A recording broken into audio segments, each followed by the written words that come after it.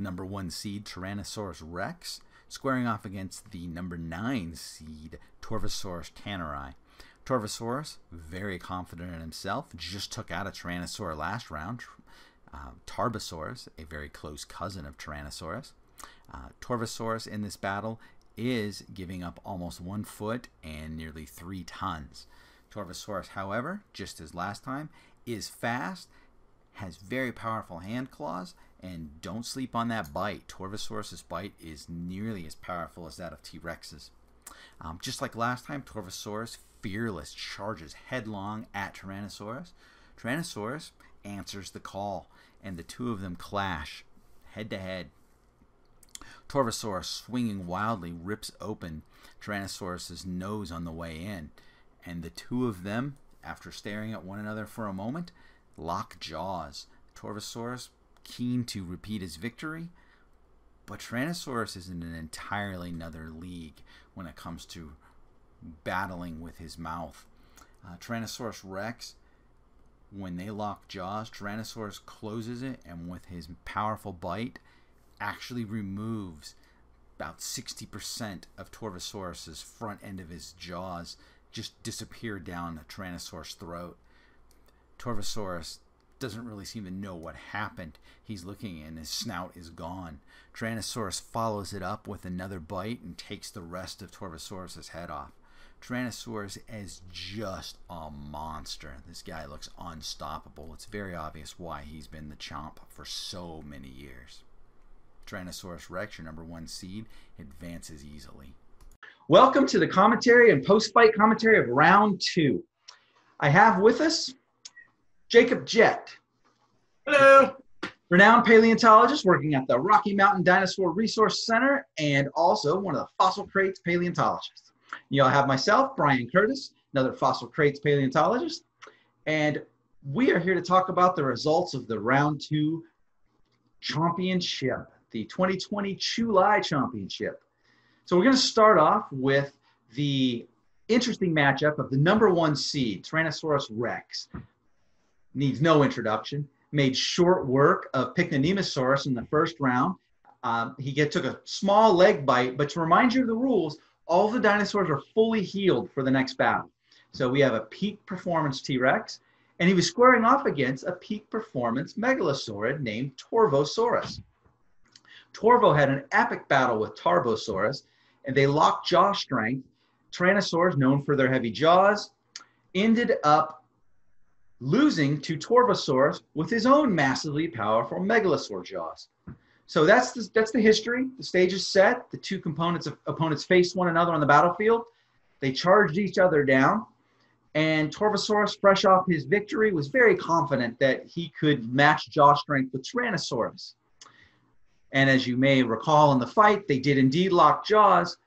Tyrannosaurus, however, showed his massive power, and this fight also ended quickly. Tyrannosaurus biting Torvosaurus, crushing through, removing the front half of Torvosaurus' snout. Torvosaurus sat in stunned silence. Tyrannosaurus takes the next bite and removes the top of Torvosaurus' head. Battle over. Anticlimactic, but very visual. So with that, we're here to talk about these two animals, give a little bit more detail on them and the likelihood of these. So Jacob, if you want to just start talking about either or, I'd be curious to take your take. Well, yeah, I mean, like, you look at a megalosaur like Torvosaurus, and it's a big, cool, powerful dinosaur. And nobody can fault him for coming out and feeling pretty confident. You know, when you're a megalosaur like that, you've got some muscle behind it. But when it comes into a contest of bite force, of just power in the jaws, I don't care who you are, you're going to lose to T-Rex every single time. And the Torvosaurus claws, they're absolutely enormous. I am amazed every time I see those on the hand claws. And right. The Torvosaurus teeth are also impressive, but they just don't have that bone crushing, we call it osteophagy, the ability to go through. Powerful jaws, without doubt. Definitely the apex predator in the Jurassic, from my opinion. Oh, sure. But apex predator from Jurassic is not necessarily the same thing as the apex predator from the late Cretaceous. I mean, I've worked on enough Triceratops skeletons now where I've seen what a T-Rex can really, really do to a big, heavily boned animal. And just the number one thing about Rex is he can bite through anything you throw at him. Well, I guess a good example would be a Triceratops that we dug up, I don't know, 4 or 5 years ago now. Our curator at the Rocky Mountain Dinosaur Resource Center had found this. It was like the middle half of a Triceratops. We dug it up because we found it. We're like, well, this is important to collect, but I don't know if we're really ever going to learn anything from this. It's like a series of vertebrae, some ribs, and a little bit of the hips. We collected it because we didn't want to let it just sit out there and weather away, but we didn't really know what to do with it. And it wasn't until, well, last summer when we actually had some time in the lab to start working on it, and that's when we started seeing the really cool stuff.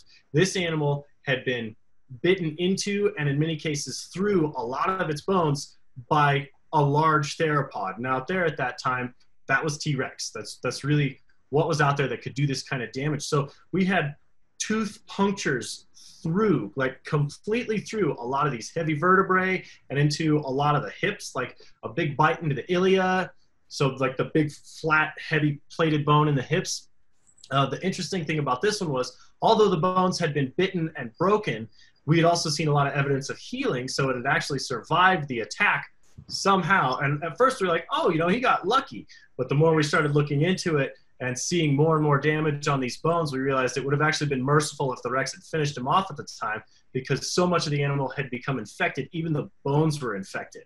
So this Triceratops had a long, slow, painful decline after having his hips and some of his back get crushed by a T-Rex. Just big chomp and heavy bones just getting crushed. Wow.